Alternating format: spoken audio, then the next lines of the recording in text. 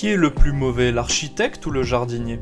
Ouais. Après, bah, ça là-dessus, pour le coup, la construction scénario, sur les comment tu le fais, est-ce que c'est à l'impro, est-ce que tu prévois tout, et c'est juste des façons différentes de faire le boulot. J'ai ma technique, mais j'ai pas de préférence là-dessus. Je ne pense pas en plus que c'est gage de bon ou mauvais MJ, quelqu'un qui improvise ou quelqu'un qui l'a paramétré au millimètre près. Si, celui qui paramètre, il y a le risque du contrôle fric. Ma copine est autrice et du coup on a un petit langage là-dessus. Enfin, il y a vraiment deux tendances, j'en ai fait une vidéo vite fait là-dessus, sur les architectes ou les jardiniers, ou les architectes qui vont prévoir toutes les scènes à fond la caisse et vraiment ils n'écriront pas une ligne tant qu'ils n'auront pas tout prévu et ils vont être en mode contrôle fric. Mais à l'inverse, tu peux avoir des jardiniers un peu comme moi où bon, on va faire des trucs de base, on va prévoir des grandes scènes, etc. Et après je vais improviser. Mais le défaut de ce truc là, c'est que derrière tu peux faire des trucs qui peuvent devenir incohérents. Et les deux ont des problèmes. Mais là-dessus, je trouve que c'est juste deux techniques, ça dépend en fait de ton approche créative. Mais il n'y a pas de mal par rapport à ça. Tu peux faire des conneries dans les deux, mais il n'y a pas une qui est meilleure que l'autre. Ah, tu peux être mauvais dans les deux. Hein. C'est pas consécutif à la méthode. Tu vas avoir des très bonnes narrations qui vont être prévues millimétrées, avec des diagrammes de temps, des diagrammes de Kant, tout qui est bien.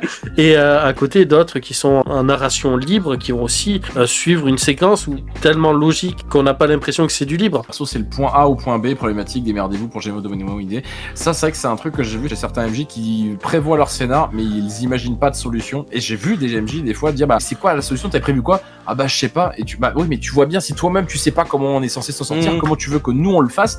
Et du coup, c'est vrai, mais en général, quand tu prévois ton scénario, imagine au moins une ou deux portes de sortie à chaque scène, parce que sinon, du coup, bah, tu vas voir qu'il y a pas de logique et des fois, tu bloques toi-même tes joueurs. Et ça arrive à des moments super frustrants, quoi. Pire, il y en a qui t'accusent. En mode, non, mais si vous êtes con, vous avez pas pensé à un truc. Mais toi-même, tu sais pas comment t'en sortir de ta merde, cousin, là. C'est pour ça que le MJ jardinier, pour filer la métaphore, il est important qu'il construise des cabanes et mette quelques piquets, justement. Bah non, mais c'est ça, il faut avoir des bases. Tu prévois des situations, des cas, des grandes scènes, tu sais que tu vas bidouiller entre les deux, mais t'as au moins, toi, dans ta tête, le fil rouge de, grosso modo, comment ils peuvent s'en sortir au moins de base. Même si tu vas pas forcément diriger à fond, quoi. Mais non, mais l'enfer, il y en a certains. Ah, je sais pas si elle vient de...